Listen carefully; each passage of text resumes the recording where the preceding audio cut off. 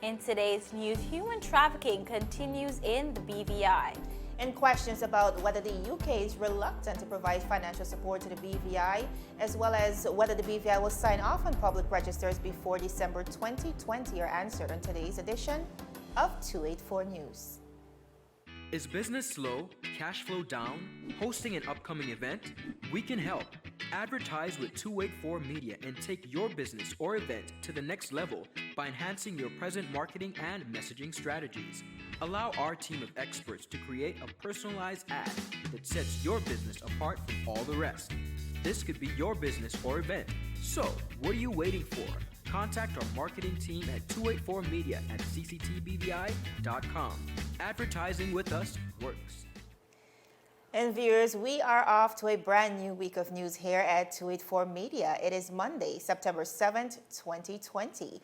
My name is Javon Wilson. And I am Kyla Kenesha Forbes. Javon, you're back here once again.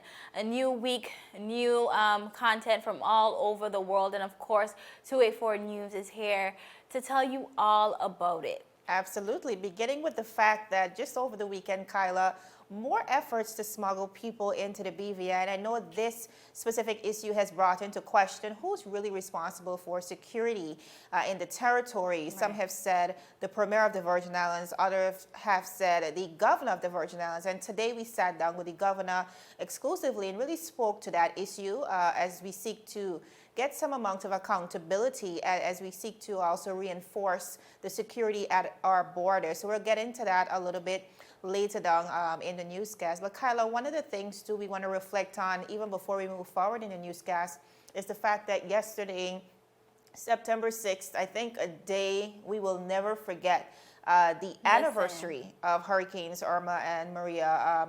And I think by now we can all agree that that was certainly one of the most catastrophic periods in BVI's history. Most definitely. But what I'm so proud of, Kyla, that, you know, even 3 years after, here we are today, and the people are really continuing to pick up the pieces. I think we've made a lot of progress as a territory, right. As we, you know, we stick together, as we build back together. I think the road to recovery has certainly been long, and some of us are still on that journey, but we are so proud of the progress that the BVI has been able to make. But most importantly, for the prowess of the people, right. The ingenuity, and just our courage to move forward, Kyla. Javon, 3 years later, some people call it the Irmaversary, yes. But really and truly, during that time, I think what really kept the people of the Virgin Islands going, especially me, I would say, is the fact that we continue to chant BVI resilience. And I think the BVI people are resilient indeed. 3 years later, we can see where we have come thus far. We have much more to go, but I think we must be proud of where we are now. Many persons, as you said, are continuing to build back from the effects of Hurricanes Irma and Maria, and let us not forget about 2 floods. So the BVI really went through it in 2017, and here we are in 2020, really grappling with the COVID-19 pandemic, but once again, just chanting BVI resilience. And I think once again, we will see it through. Absolutely. BVI strong, BVI strong.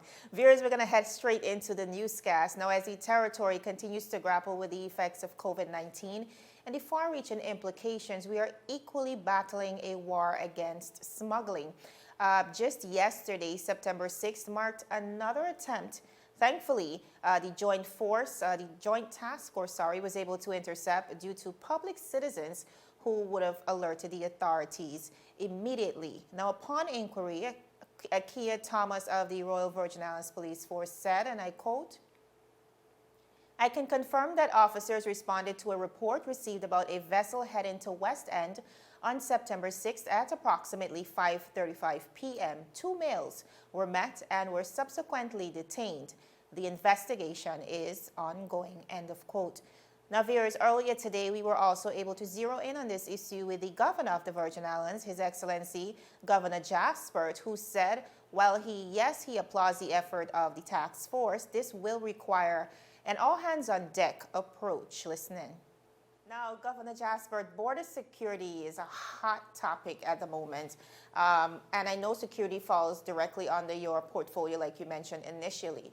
So let's begin with internal security. Just yesterday, the Joint Task Force was able to raid a building, which of course resulted in us finding, I think it was 2 illegal immigrants. And I'm sure there's more out there that may be undetected. Also, post-lockdown, we've also seen a surge in crime, a lot of that in Virgin Gorda.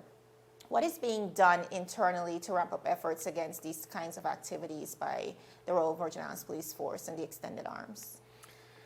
Thank you. Well, first thing, we've built up the police force over the last few years, and it's important to recognise and applaud the work that they do, but also in border other agencies, the Immigration and Customs. I'll talk a bit about the work that's underway.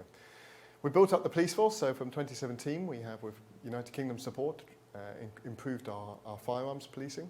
So we've got more officers out there, more capable and better trained. We also increased what we call our public order, so those who are able to deal with specific situations. And we've enhanced the buildings and the network of policing that we have around the territory. So we entered this period with a stronger force than we did if we think back to 2017 and the challenges of the hurricane. COVID is different, but we entered this period with a stronger police force than we had in the past. That's something we need to keep on improving, and as we've seen, there are vulnerabilities. We've seen how potentially our border can be a vulnerability, and we need to enhance our efforts to ensure that we don't have that as a vulnerable area, particularly as we look at COVID-19 and the risks that people coming in or smuggling in may bring to this territory.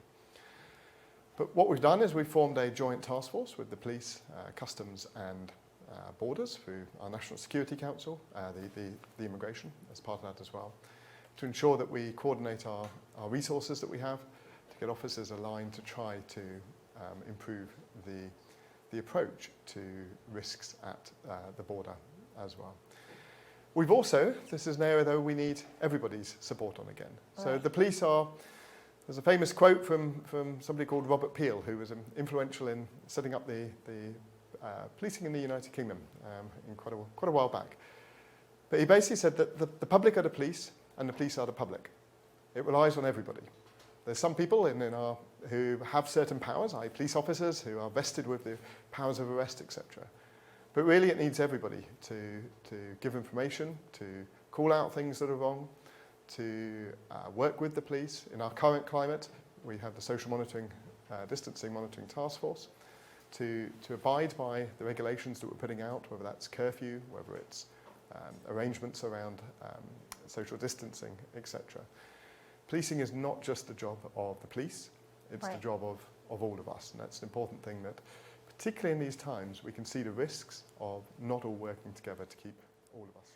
That was Governor Jasper. Now, we can all recall the governor announced earlier that the UK's offer of military support was rejected by the Premier and the government of the Virgin Islands. Of course, Premier Foy. Some have since said that by the governor even mentioning that it's a breach of confidentiality as it relates to cabinet matters. Now, within our interview today, the governor also spoke to this. Listen in. You announced earlier, Governor, that the UK's offer for military support of the border was rejected by our Premier of the Virgin Islands, Honourable Andrew Foy. Some have said, by you even mentioning that it's a breach of confidentiality as it relates to cabinet matters. Reflecting now, do you think that it was appropriate for you to bring that information to the public? So there was no breach of confidentiality. NSC discussions themselves are confidential.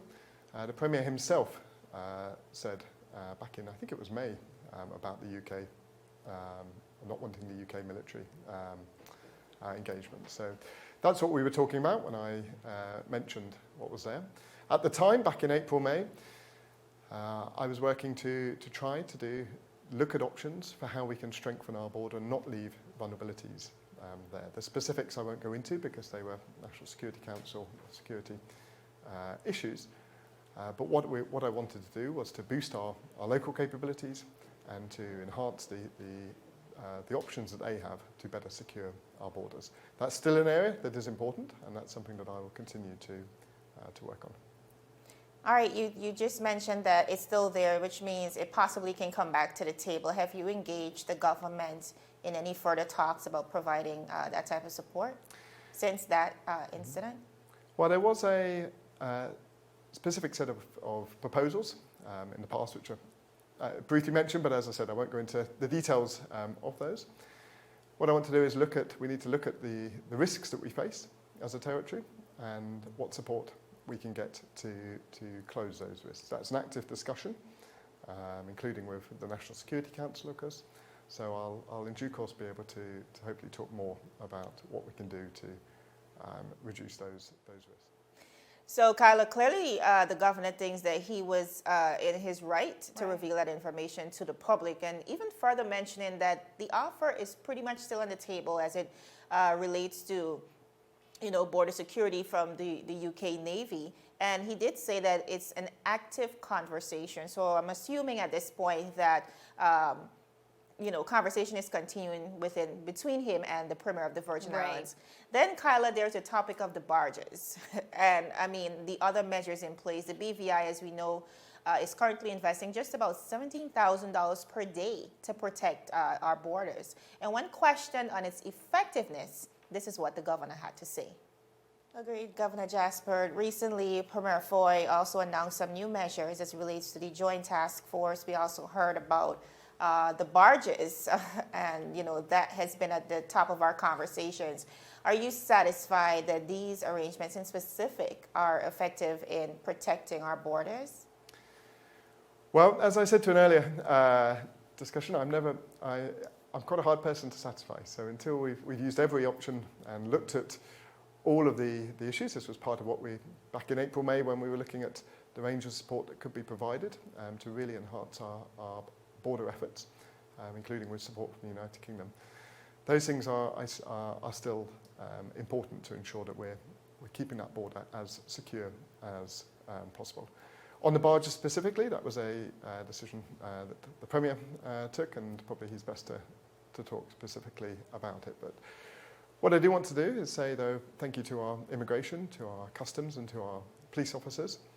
They are working incredibly hard in difficult circumstances, enhancing their efforts on the waters, enhancing their efforts across the territory to keep us safe. And whilst we go into lockdowns, and they are out there every day trying to do all that they can to protect us. So I applaud everything that our officers across those agencies. So, Kyla, here we see the governor speaking in detail to the issue of smuggling. Clearly not an new issue, but we know COVID-19 has truly put a microscope over what's happening, like Honorable Fraser referred to initially. The third pillar is threatened. And the question of whether we are doing enough is surfacing a lot. A lot of persons are really asking, can we do more as relates to border security? The government of the day, of course, made a decision to pay what is necessary locally. The governor is seemingly refusing to sanction on whether or not the strategy is working or even cost effective. But Kyla, security as we know it remains under the governor's portfolio. So many are now requesting that we get a bit more serious about that. Most definitely, Javon. We saw where over the weekend we saw much of human trafficking here in the British Virgin Islands. I'm not sure what is really going on, as you said, during this pandemic. Of course, we know this to be happening even before, but the pandemic have really put it under a microscope. Now, $17,000 a day, that is quite much, knowing what we're going through and not knowing how long we'll be going through this. Of course, the Premier, when answering the governor, firstly on his, when they were speaking about the UK Navy, that being on the table, when Premier Foy did answer back, he said that we as a territory wanted to try our best firstly before running to the UK. So we see where the Joint Task Force is in play. But when it comes to money, as you said, we have to really look into how cost effective this strategy really is and how sustainable it will be for over a period of time. Absolutely, Kyla. You know, one of the things we touched on today within our exclusive with the governor of the Virgin Islands is the fact that other British overseas territories receive border support. More specifically, Pitcairn, that's one of the British overseas territories, and many of them. And so we know for sure that successive governments have been requesting tighter border security from the United Kingdom. And we see where there's some level of reluctance, as it relates to providing that support. More specifically, we've asked for satellite support, and I think that would really help to iron out some of the knots we're seeing as it relates to a breach of security. But nevertheless, we see the UK governor saying, listen, we want to assist with the UK Navy. Right. Some have said that may not be effective, but they're pushing forward with that. Like the governor said, the offer is still on the table. Most Viewers, definitely. We're going to go to a really quick commercial break, but when we come back, we're going to speak about the illegal immigrants found over the weekend, as well as some other topical issues. Stick with us. You're watching 284 News. Father Jesus, that line you long like church service. Alright, do enjoy the rest of the day. Next customer line, please. Wait, hold on a second. Yes, Sonny boy, come, yes, Good son. morning. Good morning, Sonny boy. Hold on there. You must have cut fun topic. It's okay, I'll take care of it. What? No man, forget you. How may I assist you?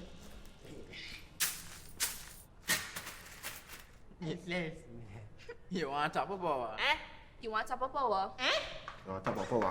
Join the prepaid party with CCT and enjoy more affordable data plans, more top-up promotions, more savings with hero bundles, and more value for your money each and every Tuesday with Top Up Turn Up Tuesday. Visit a CCT store today or anywhere CCT Top Up is sold and top up your phone.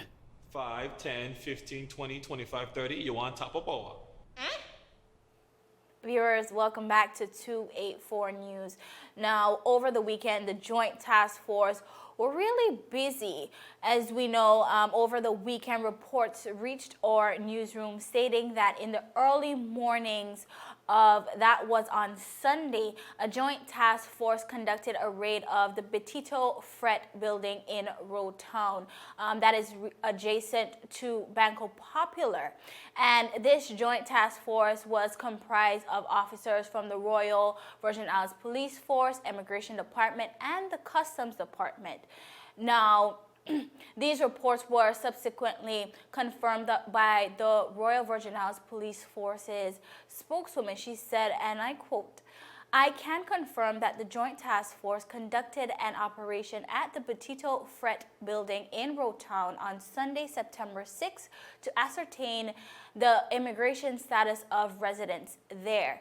It was also confirmed that 2 individuals were taken into custody by the Immigration Department." Now, viewers, this is a developing story, and as more details become available, we will get that to you as soon as possible. But Javon, even late last week, that was on Friday, we saw another occurrence where 2 more persons were apprehended at that time for illegally entering into the territory. A 35-year-old Bahamian and a 36-year-old Grenadian was charged with illegal entry and violation of an immigration ordinance. And the men pleaded guilty when they appeared before the magistrate court on Friday. Now, the court heard that on the day in question, members of the multiple agency task force were patrolling on land when they spotted a vessel on the sea in the vicinity of Little Tatch Island. It was reported traveling eastwardly towards Road Town. Now, officers reportedly witnessed the vessel arrive at the Ashley Ritter dock in Road Town Harbor, and so the law enforcement immediately proceeded to that location. Now, upon arrival, the officers reportedly observed a white fishing vessel with 2 persons on board. The officers asked the men their point of origin, and offenders indicated that they came from the Bahamas Bahamas, sailed to the Dominican Republic, and then Puerto Rico.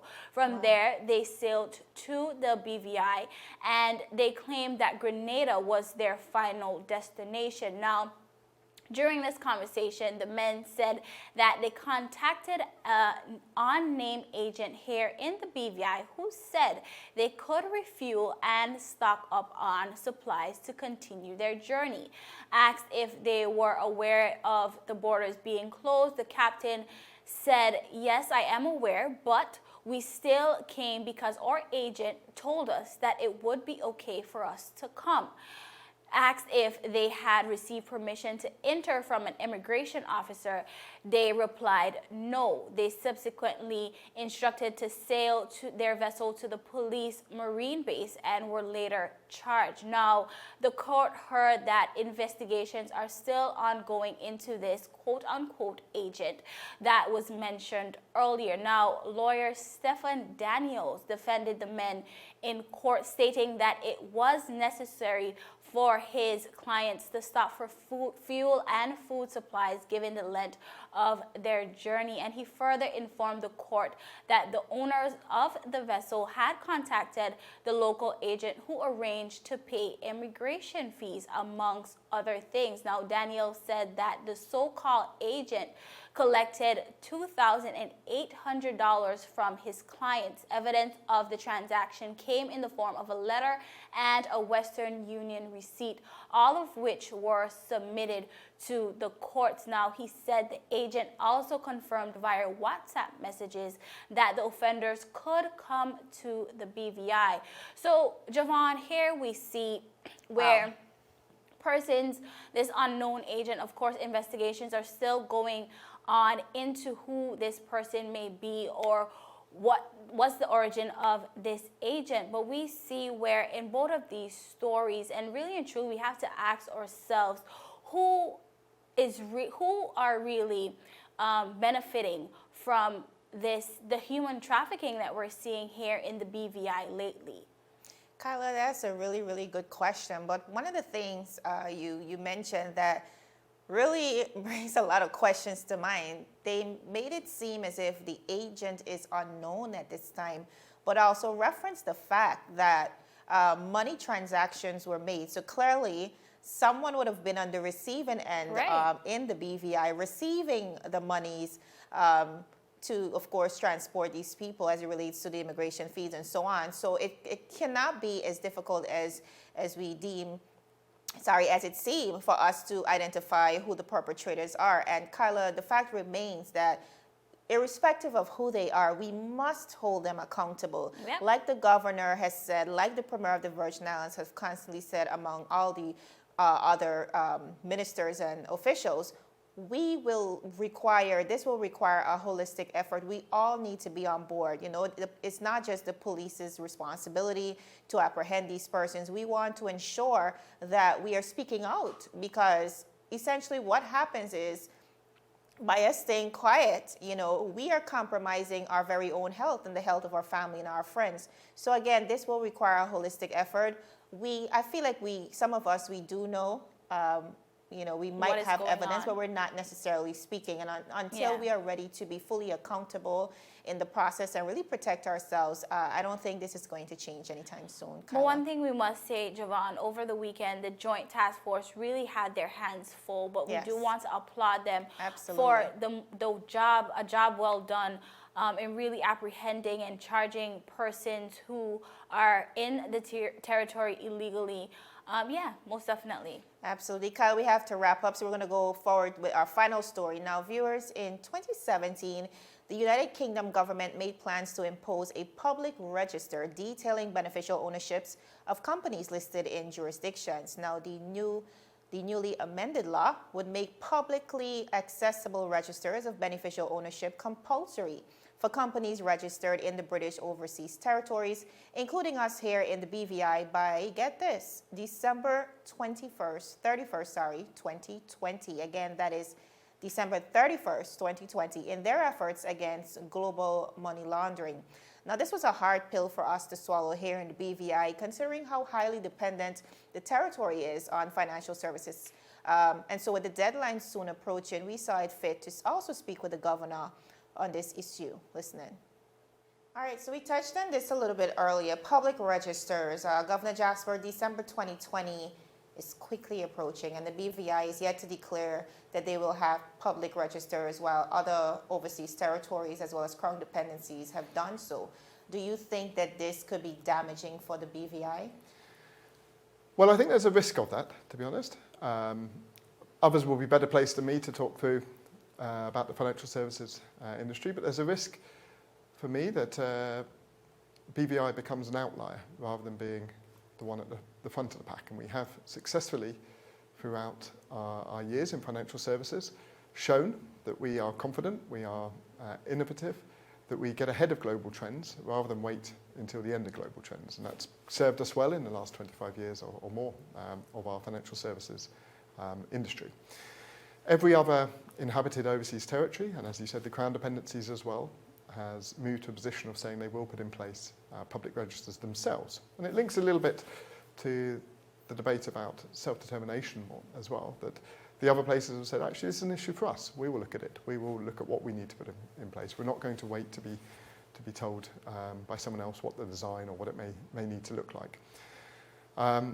BVI is the only one that hasn't at this moment done that, and there's it's something that is I know, a hot topic, and one that I hope is looked at over the next weeks and months as we go forward on this, because this is about a global approach and a way forward, which much of the EU is moving towards. As you said, the other territories have as well.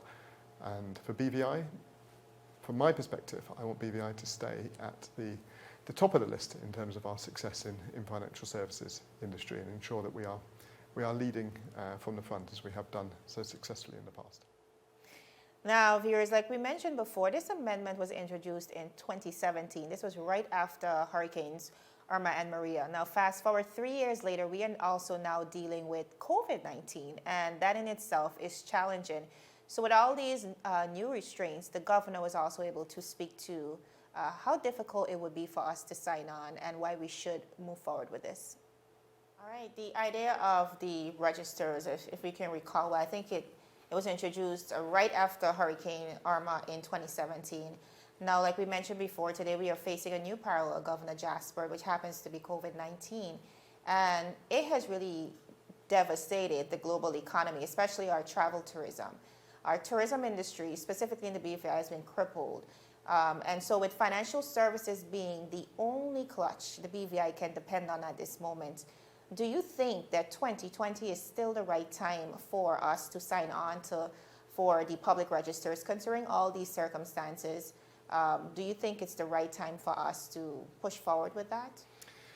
Well, what the other territories have done, and the Crown dependencies, in line with what a lot of Europe, the EU, have done as well, is actually to say we'll do it later in 2023, and we'll do it on our terms in 2023 as well. And I think that's something that I know is part of the considerations here. But really, that's for the Premier to talk more about the specific position that BVI wishes to take. More at a wider level across the territory, we, as you mentioned about the challenges in our particularly our tourism industry, and that is something that is really, really important, that we look ahead and we can think about how do we support that industry, because we have incredible assets here, and we need to ensure that we support people going into, as we come out of this hurricane season, going into the next season, we try to think ahead on how we can manage COVID and move to a position where we are able to keep our industries in a strong position. Here we see the governor really remaining firm, Kyla, on his stance that the BVI needs to sign off, as well as just like the other territories and crown dependencies who've already, of course, made that decision.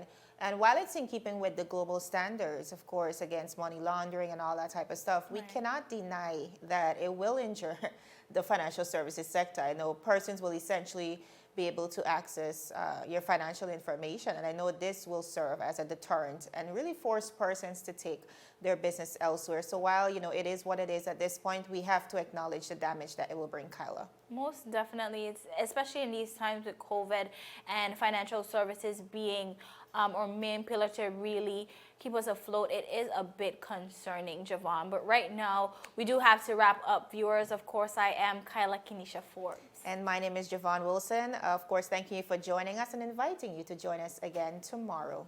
Thank you so much for joining us.